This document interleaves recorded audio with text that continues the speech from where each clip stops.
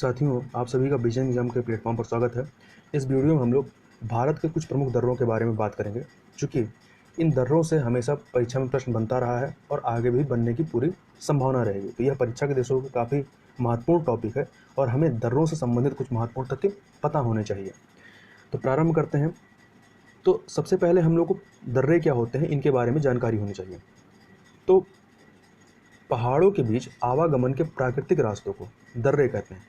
ये इस तरीके से आपके जो पहाड़ होते हैं, इनके बीच में जो एक नेचुरल वे से जो एक रास्ते बने होते हैं, इन्हीं को दर्रे कहते हैं। और ये दर्रे बनते कैसे हैं? तो ये दर्रे जो होते हैं प्राचीन नदियों के प्रवाह से, पर्वतों के कटाव के कारण या फिर भूकंप, ज्वालामुखी आदि कारणों से ये बने होते हैं। और आदिकाल से इन दर्रों का जो इस्तेमाल है वो प्रवास, यात्रा, व्यापार और युद्ध के लिए किया जाता रहा है। हालांकि कई दर्रे बहुत ही दुर्गम है, जिससे आवागमन जो है वो संभव नहीं होता है। तथा जो भारत भूमि के दर्रे हैं, इनको मुख्यतः दो भागों में बांट करके हम इसको पढ़ सकते हैं। पहला आपका आता है हिमालय क्षेत्र के दर्रे और दूसरा है प्रायद्वीपीय भारत के दर्रे। तो सबसे पहले यहाँ पे हम लोग बात करेंगे हिमालय क्षेत्र के दर्रों के संबंध में। और हिमालय क्षेत्र के दर्रों में सबसे पहले हम लोग जम्मू कश्मीर में स्थित जो प्रमुख दर्रे हैं उनको देखेंगे। तो जम्मू कश्मीर के दर्रों की बात करें तो सबसे पहला नाम आता है बनिहाल दर्रे का, जिसकी समुद्र तल से जो ऊंचाई है वो 2832 मीटर है। और यह बनिहाल दर्रा जो है यह पीर पंजाल श्रेणी के अंतर्गत आता है। अब पीर पंजाल श्रेणी, यदि आप मैप देखेंगे तो मैप में आपको 4 श्रेणियाँ दिखाई पड़ेंगी जो समांतर क्रम में है। सबसे उत्तर में जो है आपका काराकोरम है, फिर आपके पास लद्दाख पर्वत श्रेणी है, फिर आपका आता है जास्कर श्रेणी और सबसे नीचे आता है आपका पीर पंजाल श्रेणी। तो यह क्रम याद रखिएगा, सबसे नॉर्थ में आप और सबसे साउथ में। तो सबसे नॉर्थ में कौन सा है? आपका काराकोरम श्रेणी है, फिर आपका लद्दाख है, फिर जास्कर है और फिर आपका आता है पीर पंजाल श्रेणी। ठीक है, क्योंकि कई बार परीक्षा में आपसे ये क्रम लगाने के लिए पूछ लेता है। तो ये जो आपका बनिहाल दर्रा है वो कहाँ पर है? इस पीर पंजाल श्रेणी में है तथा यह जम्मू को श्रीनगर से जोड़ने का कार्य करता है। चूँकि जवाहर सुरंग बन जाने के कारण इस दर्रे का जो इस्तेमाल है वो काफ़ी कम हो गया। तो जवाहर सुरंग बीच कहाँ पर है? वो पीर पंजाल श्रेणी में है। आगे बात कर लेते हैं। पीर पंजाल दर्रा है, पीर पंजाल दर्रा यह समुद्र तल से जो है 3490 मीटर ऊंचाई पर स्थित है और यह कश्मीर घाटी को जम्मू क्षेत्र के पुंछ और राजौरी जिले से जोड़ने का कार्य करता है। तीसरा जो है जम्मू कश्मीर का जोजिला दर्रा, यह 3528 मीटर समुद्र तल से इसकी ऊंचाई है और यह श्रीनगर को लेह और कारगिल से जोड़ने का कार्य करता है। तथा जो जोजिला दर्रा है यह जास्कर श्रेणी में 3528 मीटर की ऊंचाई पर स्थित है। जैसा कि अभी हम लोगों ने श्रेणी की बात किया था, सबसे पहले आपका काराकोरम है, फिर लद्दाख है, फिर जास्कर है, फिर पीर पंजाल है। तो ये इस जास्कर श्रेणी में स्थित है, मतलब कि ये क्या है? जो पीर पंजाल है उससे उत्तर में स्थित है। तो बनिहाल दर्रे, ये बुर्जिल दर्रे से क्या होगा? ये उत्तर में हो जाएगा। सर्दी के मौसम में यह क्या रहता है? बंद रहता है। क्यों? क्योंकि इसमें काफ़ी बर्फबारी होती है और इसमें भूस्खलन का भी खतरा जो होता है हमेशा बना रहता है। इन्हीं सब चीज़ों की वजह से इसके नीचे एशिया की सबसे लंबी सुरंग, जिसका नाम है जोजिला सुरंग, का निर्माण किया जा रहा है। आगे चलते हैं। अगला है बुर्जिल दर्रा। तो बुर्जिल दर्रा जो है यह 4100 मीटर की ऊंचाई पर है समुद्र तल से और यह श्रीनगर को गिलगित और स्कर्दू क्षेत्र से जोड़ने का कार्य करता है। तो ये जो थे ये आपके जम्मू कश्मीर के दर्रे थे। अब हम लोग लद्दाख क्षेत्र के दर्रे की बात करेंगे। अब चूंकि लद्दाख क्षेत्र क्या है, यह अलग से संशासित प्रदेश बन गया, अब यह जम्मू कश्मीर में नहीं आता है। तो इसलिए अब हमें लद्दाख के जो दर्रे हैं उन्हें अलग से याद करना होगा कि जो लद्दाख में पहले क्या होता था, जो इस क्षेत्र के भी दर्रे थे वो जब मिलाने के लिए आता था जम्मू कश्मीर ऑप्शन होता है, हम लोग जम्मू कश्मीर लगा देते थे। तो इसलिए थोड़ा सा ध्यान दीजिएगा कि लद्दाख क्षेत्र के दर्रे कौन कौन से हैं। तो इसमें सबसे पहला नाम आता है चांगला दर्रा। यह समुद्र तल से 5360 मीटर ऊंचाई पर है और यह महान हिमालय श्रेणी में स्थित है तथा लद्दाख को तिब्बत के तांगसे कस्बे से जोड़ने का कार्य करता है। अब महान हिमालय श्रेणी, तो जो आपका हिमालय पर्वत है यह भी कई सारी श्रेणियों में बटा हुआ है। यह मेनली चार श्रेणियों में, या कह सकते हैं जो हिमालय है मुख्यतः 4 भागों में बटा हुआ है। सबसे उत्तर में आपका आता है ट्रांस हिमालय, फिर आपका आता है महान हिमालय या बृहद हिमालय, या इसको इंग्लिश में ग्रेटर हिमालय कहते हैं। फिर आपका तीसरे नंबर पे आता है मध्य हिमालय और सबसे दक्षिण में जो आता है वो शिवालिक पर्वत श्रेणियाँ आती हैं। तो सबसे नॉर्थ में आपका क्या है? सबसे नॉर्थ में आपका आता है ट्रांस हिमालय, फिर आपका महान हिमालय या बृहद हिमालय या ग्रेटर हिमालय, तीसरे नंबर पे आता है मध्य हिमालय और फिर सबसे लास्ट में साउथ में आता है आपका शिवालिक पर्वत श्रेणियाँ। तो इस क्रम को भी याद रखिएगा क्योंकि ये क्रम लगाने के लिए पूछता है। तो ये जो आपका चांगला दर्रा है ये कहाँ पर है? ये महान हिमालय या ग्रेटर हिमालय या बृहद हिमालय में स्थित है तथा यह दुनिया का तीसरा सबसे ऊंचा परिवहन योग्य दर्रा है। आगे देखें काराकोरम दर्रा। तो काराकोरम दर्रा जो है यह 5654 मीटर समुद्र तल से इसकी ऊंचाई है।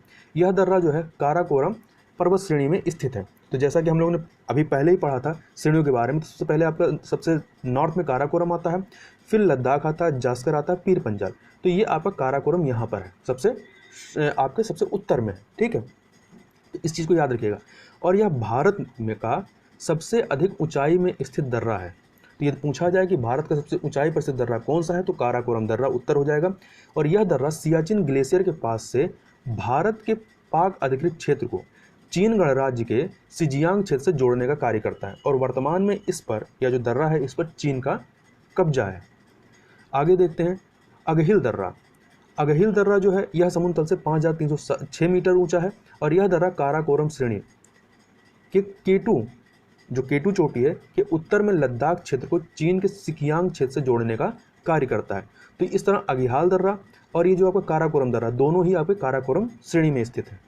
आगे चलें इमिसला दर्रा। यह इमिसला दर्रा भी लद्दाख में ही है और लद्दाख को तिब्बत से जोड़ने का कार्य करता है। खारदुलुंगला दर्रा, तो यह भी लद्दाख क्षेत्र में स्थित है और यह संभवतः दुनिया का उच्चतम दर्रा है जो परिवहन योग्य है। तो यह शब्दों पर ध्यान दीजिएगा कि यह दुनिया का उच्चतम दर्रा है जो परिवहन योग्य है, मतलब परिवहन योग्य की दृष्टि से सबसे ऊंचा दर्रा है ये।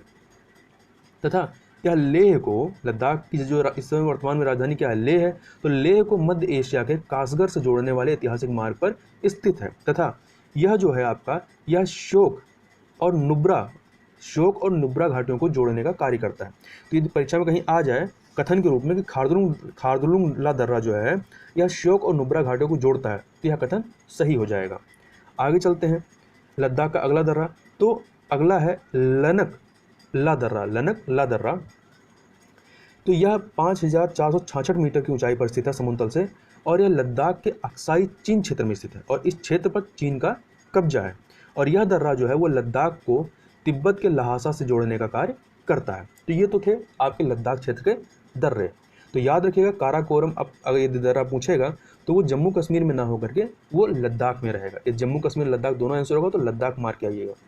आगे चलते हैं, अब बात करते हैं हिमाचल प्रदेश में स्थित दर्रों के बारे में। तो यहाँ के प्रमुख दर्रों को देखें तो सबसे पहले आता है बारलापचा दर्रा, या इसको बड़ा लाचा दर्रा भी साधारण भाषा में कहते हैं। दोनों नाम इसके हैं, बारलापचा दर्रा या साधारण भाषा में बड़ा लाचा दर्रा कहते हैं। तो यह जास्कर श्रेणी में हिमाचल प्रदेश में स्थित है। तो जास्कर श्रेणी कहाँ था? सबसे पहले आपका काराकोरम आता है, फिर लद्दाख, फिर जास्कर, फिर पीर पंजाल। तो ये यहाँ पर जास्कर श्रेणी में स्थित है। और यह मंडी जो कि हिमाचल प्रदेश में स्थित है, यह मंडी को लेह से जोड़ने का कार्य करता है। अगला है आपका शिपकीला दर्रा। यह समुद्र तल से 4300 मीटर की ऊंचाई पर है और यह हिमाचल प्रदेश के किन्नौर जिले को तिब्बत के जांदा जिले से जोड़ने का कार्य करता है। तथा यह शिमला जो कि आपके हिमाचल प्रदेश में स्थित है, शिमला से तिब्बत मार्ग जो है वो शिपकीला दर्रे से होकर ही गुजरता है।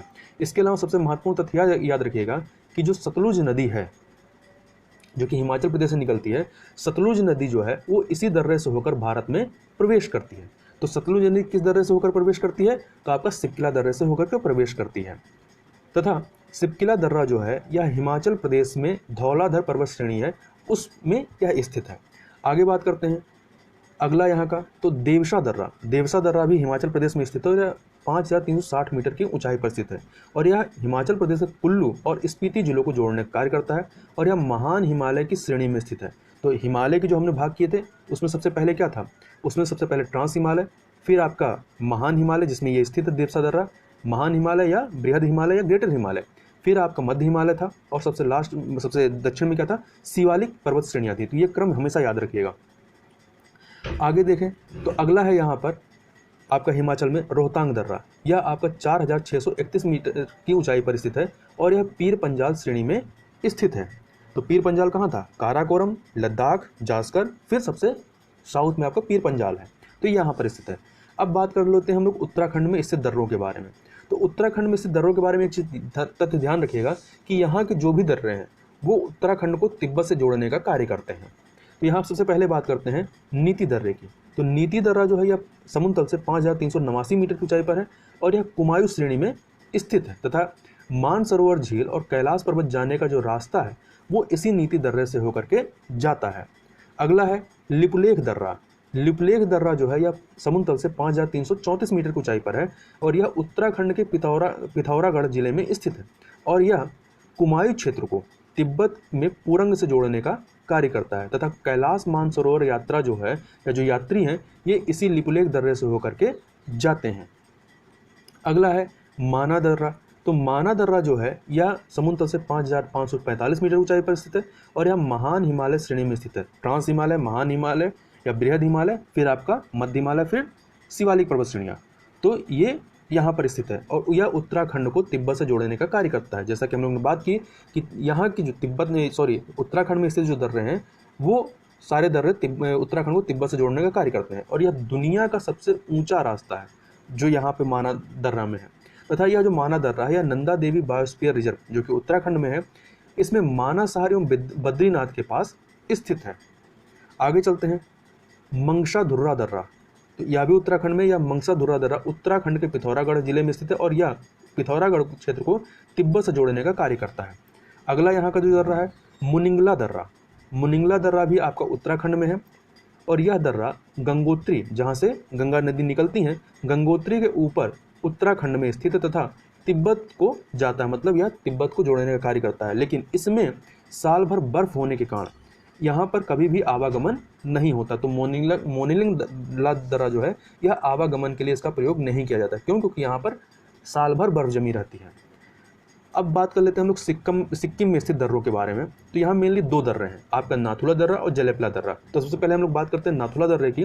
तो नाथुला दर्रा जो है ये चुम्बी घाटी से होकर के, सिक्किम की चुम्बी घाटी से होकर तिब्बत जाने का रास्ता इस दर्रे से होकर जाता है तथा यह इस दर्रे में या इस रास्ते पर दार्जिलिंग को भी यह जोड़ने कार्य करता है। इस प्रकार जो नाथुला दर्रा है वह दार्जिलिंग, चुम्बी घाटी और तिब्बत इन तीनों को जोड़ने का कार्य करता है। और दार्जिलिंग कहाँ पर है? ये पश्चिम बंगाल में स्थित है। अगला है आपका यहाँ का जलेपला दर्रा जो कि 4270 मीटर की ऊंचाई पर स्थित है और यह चुम्बी घाटी में स्थित है। इस प्रकार से नाथुला दर्रा और जलेपला दर्रा यह दोनों ही चुम्बी घाटी में स्थित है और यह जलेपला दर्रा सिक्किम से तिब्बत के लहासा को जोड़ने का कार्य करता है। आगे चलते हैं, आगे हम लोग बात करते हैं अरुणाचल प्रदेश में स्थित दर्रों की। तो अरुणाचल प्रदेश में स्थित दर्रों को देखें तो सबसे पहले नाम आता है बोमडिला दर्रा जो कि 2217 मीटर की ऊंचाई पर है समुद्र तल से और अरुणाचल प्रदेश के त्वांग घाटी से तिब्बत के लहासा से जोड़ने का कार्य इसके द्वारा किया जाता है। दूसरा यहाँ पे आता है दिहांग दर्रा जो 1220 मीटर की ऊंचाई पर है समुद्र तल से और यह जो दिहांग दर्रा यह अरुणाचल प्रदेश को म्यांमार के मांडले से जोड़ने का कार्य करता है। अगला है यांग्याप दर्रा। तो यांग्याप दर्रा के बारे में महत्वपूर्ण तथ्य याद रखिएगा क्योंकि यह अरुणाचल प्रदेश में दूसरी सबसे मेन चीज़ के लिए इसमें यह है कि भारत में जो ब्रह्मपुत्र नदी का जो प्रवेश होता है, ठीक है, वो इसी दर्रे से होता है। तो इसी दर्रे से होकर के जो नदी आपकी पूरब पश्चिम से पूरब जा रही थी वो यहाँ पे टर्न होती है नॉर्थ टू साउथ, ठीक है, और ये आपका भारत में प्रवेश करती है। तो किस दर्रे से प्रवेश करती है? यांग्याप दर्रे से प्रवेश करती है। आगे है दीफू दर्रा, यह भी अरुणाचल प्रदेश में है। तो यह अरुणाचल प्रदेश को म्यांमार के मांडले से जोड़ने कार्य करता है, लेकिन यह दर्रा दिहांग दर्रा से की तुलना में छोटा और आसान है। जैसे कि हम लोगों ने ऊपर बात की, दिहांग दर्रा भी क्या करता है? अरुणाचल प्रदेश को म्यांमार के मांडले से जोड़ने का कार्य करता है। और यह जो दर्रा है दीफू दर्रा यह वर्ष भर खुला रहता है, मतलब इससे वर्ष भर आवागमन होता रहता है तथा यह भारत, चीन तथा म्यांमार सीमा का ट्रिपल पॉइंट है, मतलब तीनों की सीमाएं यहीं पर आकर के मिलती हैं जहां तीनों देशों की सीमाएं समवर्ती हैं और यह जो है प्राचीन व्यापार मार्ग भी रहा है आपका दीफू दर्रा। आगे चलते हैं, अगला है लिखा पानी दर्रा। लिखा पानी दर्रा जो कि समुद्र तल से 4000 मीटर की ऊंचाई पर, लगभग 4000 मीटर की ऊंचाई पर स्थित है और यह अरुणाचल प्रदेश को म्यांमार से जोड़ने का कार्य करता है।